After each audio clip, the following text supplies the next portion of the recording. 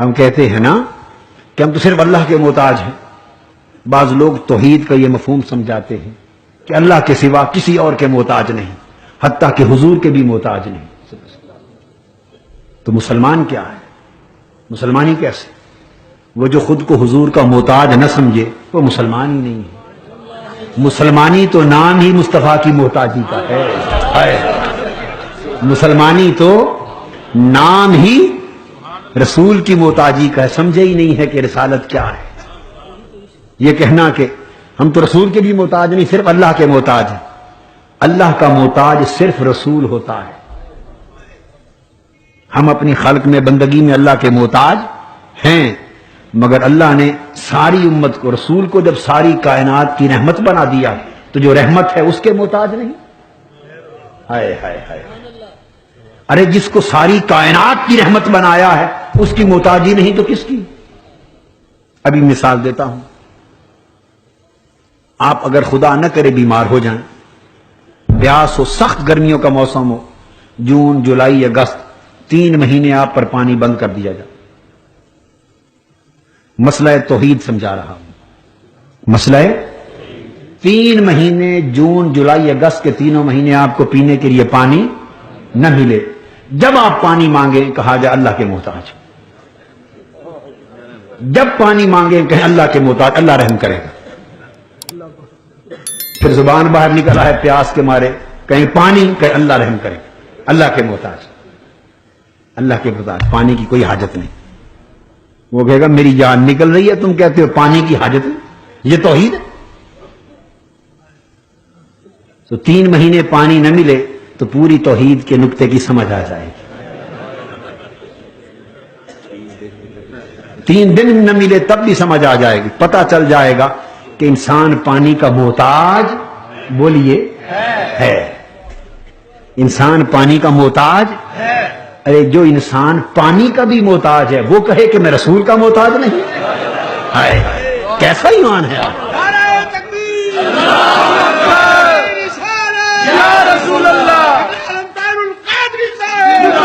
یعنی اللہ نے آپ کو پانی کا بھی محتاج بنایا اور کہتے ہیں کہ پانی کے بھی آپ محتاج. کھانا نہ ملے 3 دن، 10 دن، 15 دن، مہینہ، تو پتہ چل جائے غلے کے محتاج ہیں یا نہیں. سردیوں کا موسم آ رہا ہے، سویٹر، جرسی، کوٹ، گرم کپڑا سارا چھین لیا جائے، سمجھ آ جائے کہ سویٹروں کے محتاج. آپ دنیا میں ہر شے کے محتاج ہیں، نہیں تو رسول کے نہیں. ہائے ہائے ہائے. اعلیٰ حضرت فرماتے ہیں اور تم پر میرے آقا کی عنایت نہ سہی، اور تم پر میرے آقا کی عنایت نہ سہی، ظالموں کلمہ پڑھانے کا بھی احسان گئے. یہ سمجھے کہ رسول کے محتاج نہیں. رسول کا محتاج جانا تو شرک ہو جائے گا. یہ کیسا شرک ہے؟ صرف رسول کی محتاجی میں شرک ہے، باقی ہر شے کی محتاجی میں توحید. ہر شے کی محتاجی میں توحید. کیسی بات؟ مسئلے کو بتانے کے لیے کہ اس میں کہیں بھی اب توسل کی بات نہیں، ایک قدم آگے کی بات ہے. براہ راست مانگنے کی بات ہے، طلب کرنے کی بات ہے. یہ سارے اب آپ دیکھیے امام بخاری ان تمام حدیثوں کو جوڑ کر کیوں لائے ہیں؟ اس لیے کہ ایک ذہن بنایا ہے، قاری کو مسئلہ سمجھایا ہے کہ یہ سارا سیاق، پورا مضمون تسلسل کے ساتھ مانگنے اور عطا کرنے کا چلا آ رہا ہے. لہذا اس میں اگلی جو بات آنے والی ہے لوگوں، اس کا معنی سیاق و سباق سے ہٹا کر کرنے کی کوشش نہ کرنا. حدیث نمبر 1475،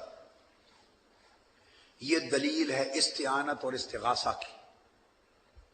براہ راست انبیاء سے، اولیاء سے مانگنا. امام بخاری نے مانگنے اور دینے کا پورا مضمون طویل درجنوں حدیثوں کے ساتھ قائم کر کے اب وہ حدیث یہاں لائے. وقال ان الشمس تدنو یوم القیامہ حتی یبلغ العرق نصف الاذن.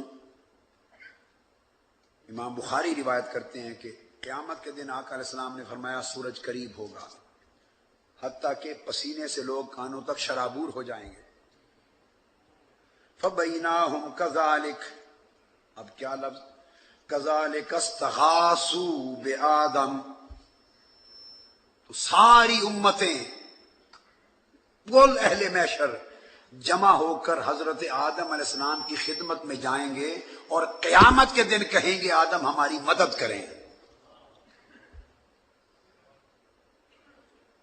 اے آدم ہماری مدد کریں۔ استغاثہ، استعانت اور استغاثہ، کذالک استغاثوا بآدم، حضرت آدم علیہ السلام سے غیث اور غوث مدد طلب کریں گے، آج آپ ہمارے غوث بنیں، آج آپ ہمارے غوث بنیں۔ کذالک استغاثوا، سب مل کر آدم علیہ السلام سے مدد مانگیں گے۔ اب سوال پیدا ہوتا ہے، اتنا بڑا اجماع کائنات کی تاریخ میں کسی مسئلے پہ نہیں ہوا جتنا اجماع انبیاء سے مدد مانگنے کے مسئلے پر ہوا۔ اس اجماع میں کل انبیاء بھی شریک، سب انبیاء کی امتیں شریک، کل اولیاء شریک، کل صحابہ، کل اہل بیت، کل امام، ساری دنیا جو روز محشر جمع ہوگی، کل امتیں۔ اتنا بڑا ایک ہوتا ہے اجماع امت، ایک ہے اجماع صحابہ، ایک ہے اجماع امت، یہ ہے اجماع امم۔ ساری امت کا اجماع ہو تو واجب رد نہیں ہو سکتا، اور حکم قطعی پر دلالت کرتا ہے، فائدہ دیتا ہے۔ اور اگر اجماع الامم ہو، کل امتوں کا اجماع ہو، حضرت آدم سے لے کے امت محمدی تک ساری امتوں کا اجماع ہو، تو اس کی قطعیت کا عالم کیا ہوگا؟ بات کو سمجھ؟ ایک امت کا اجماع ہو تو قطعی ہو جاتا ہے، اور اگر کل امم کا، ساری امتوں کا اجماع ہو تو اس کا حکم کیا ہوگا؟ اور پھر ایک ہے مدد مانگنا، یہاں پر اللہ رب العزت عرش پر جلوہ افروز ہے، قیامت کا دن ہے، سورج سوا نیزے پر ہے، حساب و کتاب شروع ہونے والا ہے، رب کائنات خود عرش پر کرسی پر جلوہ افروز ہیں، اور یہ مدد اللہ کے نبی سے مانگی جا رہی ہے۔ کہاں پر؟ اللہ کے سامنے۔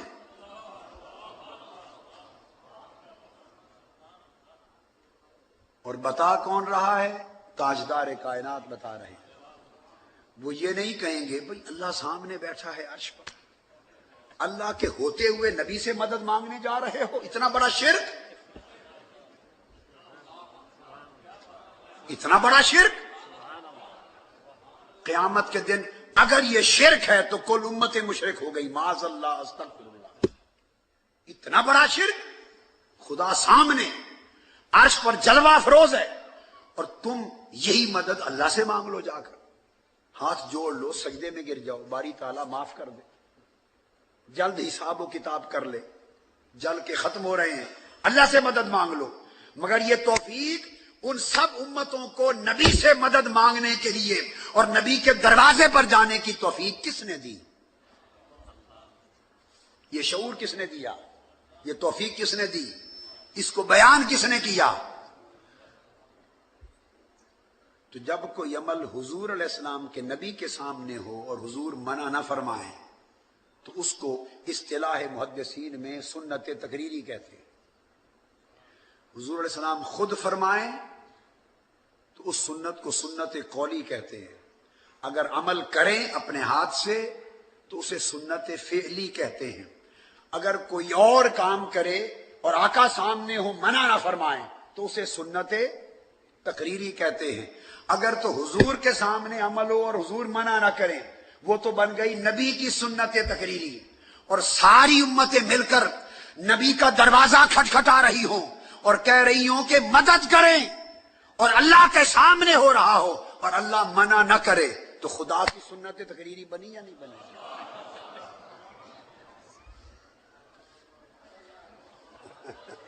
تو سمجھ آئیے، ہم بہت سی باتیں ایسی کر دیتے ہیں الگ تیقن، جو بہت سے لوگ سمجھتے ہیں، کہنے کی جرت نہیں کرتے، ہمت نہیں کرتے۔ جب اللہ کے سامنے ہو رہا ہے، پیغمبر کے دروازے پر جا رہے ہیں، ایک حدیث ہے جس میں الفاظ آئے ہیں کہ وہ عرض کریں گے کہ اے آدم اللہ کی بارگاہ میں شفاعت کریں، وہ استشفاء ہے۔ وہ کیا ہے؟ وہ کثرت کے ساتھ وہ حدیث آئی ہیں۔ یہ ایک حدیث ہے پوری بخاری میں جو چنی ہے، اس کا لفظ جدا ہے۔ یہ استشفاء نہیں، شفاعت طلبی کا لفظ نہیں، مدد طلبی ہے۔ ایاک نعبد و ایاک نستعین ہو رہا ہے۔ وہ شفاعت مانگنے تو جائیں گے، یہاں لفظ آئے ہیں مدد مانگیں گے۔ کذالک استغاثوا، جا کے مدد مانگیں گے، اے آدم ہماری مدد کریں۔ اب آپ کہیں گے کہ وہ ہوگی تو شفاعت ہی ہوگی، تو مدد شفاعت ہی ہوئی۔ اگر آپ یہ سوال کریں تو اس کا جواب عرض کرتا ہوں، ہاں اس واقعہ کے دو رخ ہیں، ایک ہے فعل امم اور اس کے جواب میں ایک ہوگا فعل نبی۔ شفاعت جب نبی سن کر اللہ کو عرض کرے گا تب شفاعت بنے گی۔ ابھی شفاعت کی تو نوبت ہی نہیں آئی۔ جب سارے مل کر دروازے پر عرض کر رہے ہیں ہماری مدد کریں، تو یہ امتوں کا کہنا، درخواست کرنا، یہ شفاعت نہیں، یہ مدد طلبی ہے۔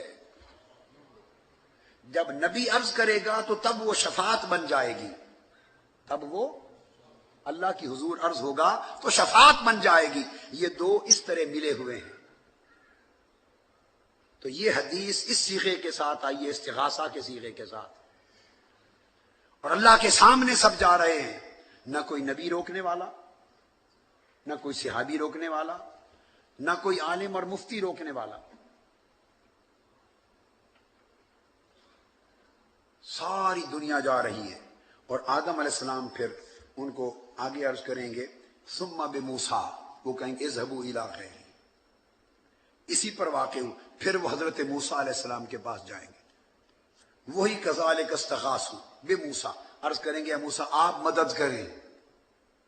ارے در در پہ جو جا رہے ہو مدد مانگنے کے لیے، نبی کے دروں پر سیدھی خدا سے کیوں نہیں مانگتے؟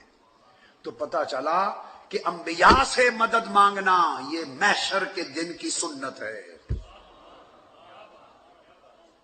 محشر کے دن کی، اگر آج انبیاء سے مدد مانگنا اگر آج شرک ہے تو شرک قیامت کے دن بھی شرک رہے گا۔